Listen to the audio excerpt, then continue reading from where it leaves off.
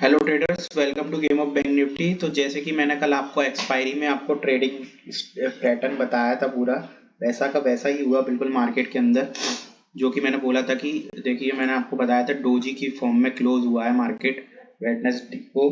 तो थर्सडे को आपको एक ट्रेंड मिल सकता है, जो कि क्लियर कट ट्रेंड था। क्योंकि आपको मैंने पहले ही बता दिया था कि मार्केट जैसे ही इस लेवल को, जैसे ही ये बड़ी बड़ी कैंडल बनी और फिर उसके बाद ये डोजी फॉर्म में जो बना दी, मतलब डोजी फॉर्म मतलब मार्केट को पता नहीं है कि अब यहाँ से ऊपर जाना है कि नीचे जाना है। यहाँ से बायर्स का इंटरेस्ट खत्म होता जा रहा है, बिल्कुल क्लियर कट दिख रहा है। देखो, ये बड़ी कैंडल बायर्स की, ये बड़ी कैंडल, फिर छोटी कैंडल हुई बायर्स की, और छोटी कैंडल हो गई बायर्स की। अब इधर थोड़े बहुत सेलर्स भी एक्टिव हो गए। अब सेलर्स पूरी तरीके से इंतजार थे, ये लेवल 44,000 का जैसे ही क्रॉस हो हम उधर से सेलिंग कर देंगे। क्योंकि आप देखेंगे काफी दिनों से मार्केट एक रिट्रेसमेंट के लिए आया ही नहीं है, बस बायर्स की गिरफ्त में। बहुत टाइम से सेलर्सों ने पैसा कमाया ही नहीं है।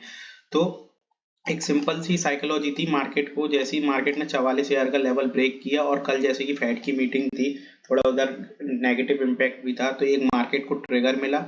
मार्केट ने जैसे ही 44,000 का लो काटा, और वो वैसे ही बिल्कुल 500 तक आएगा। जैसे ही मैंने आपको पहले पिछले वेडनेसडे को वीडियो बताई थी, मार्केट एक शार्प फॉल दे सकता है 500 का, 500 तक आ सकता है। पर 500 नहीं, ये तो 400 से भी ज्यादा नीचे आ रहा था, वो तो फ्लो फ्लो में आ गया। पर 500 तक का एक साइकोलॉजी टारगेट था। मैं आपको 15 मिनट में बताऊं, जैसे कि 15 मिनट में आप जब जैसे ही सुबह ओपन होते हैं गैप डाउन, सिंपल सी एक साइकोलॉजी है कि मार्केट अप ट्रेंड में है तो लोगों ने बाई किया, ऊपर गया। पर एक चीज थी, ये लेवल नहीं निकाला। प्रीवियस डे का हाई अगर निकाल देता मार्केट तो एक चांस था कि बुलिश रह सकता था। पर यहीं से एक सेलर्स को एक अपॉर्चुनिटी मिली, मार्केट में रेंज बनी, बायर्स खत्म होते गए, सेलर्स फिर आए, फिर सेलर्स ने फिर एक और बार पुश किया, मार्केट नीचे आ गया 500 का। अब कल क्या करना है, अब अगले कुछ हफ्ते क्या करना है?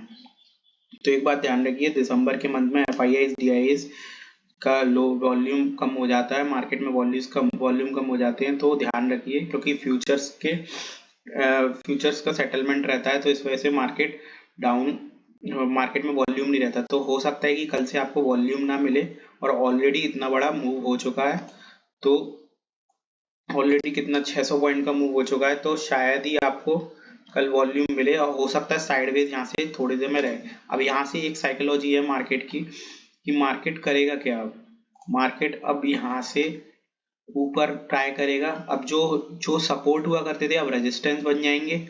जो 44,000 का रेजिस्टेंस, 44,000 से 44,800 तक का आपको रेजिस्टेंस मिलेगा, और ऐसे ही आपको मिलेगा।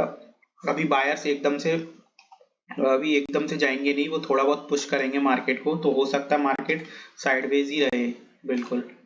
तो ये चीज ध्यान रख के चलिएगा, और ज्यादा अपनी बड़ी क्वांटिटी में ट्रेड मत किएगा। आज एक्सपायरी थी तो मार्केट को कोई संभालने वाला हुआ नहीं, तो मार्केट नीचे फॉल कर गया। अब यहाँ से आपकी एक स्ट्रेटेजी बननी चाहिए कि मार्केट अब क्या करे।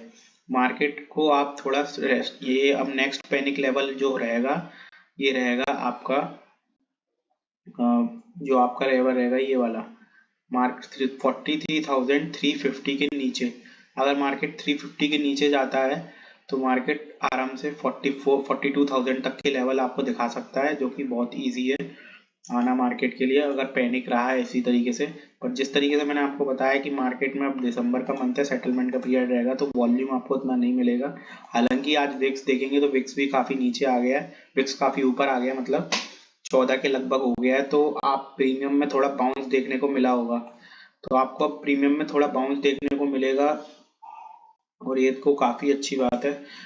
तो अब सेलर्स थोड़ा पुश कर रहे हैं, हो सकता है कि मार्केट अब सेलर्स की गिरफ्त में रहे, तो आप ध्यान से ट्रेड करिए। अब ये ध्यान रखिए कि बाइंग अब हर बाउंस पे एक डिप में बाउंस पे सेलर्स आएंगे, तो वो कोशिश करेंगे मार्केट को ले जाने की। अब मार्केट में आपको क्या करना है, सिंपल सी एक स्ट्रेटेजी है। अगर मार्केट को बायर्स पुश कर रहे हैं तो आपको पहले बाइंग नहीं करनी है, आपको चेक करना है कि अगर ये लो बना रहा है एक नया, तो आपको बाइंग नहीं करनी है, आपको सेलिंग करने की सोचनी है। अगर इस तरीके का कुछ पैटर्न बनाता हुआ चल रहा है मार्केट, तो आपको सेलिंग, हर बाउंस पे सेलिंग करनी है।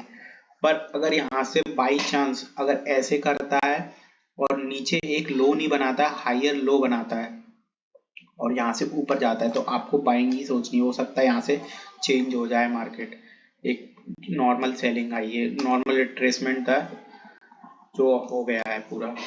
तो आपको सिंपल सी स्ट्रेटेजी फ्राइडे को क्या करना है, अगर ये लेवल टूटता है 44,350 का तो आपको सेल करके चलना है। सेल तुरंत मत करिएगा, यहाँ पे अगर रेंज बनाता है थोड़ी देर तो फिर तब आप सेल करिएगा। अगर मार्केट फ्लैट खुलता है तब ये कंडीशन है।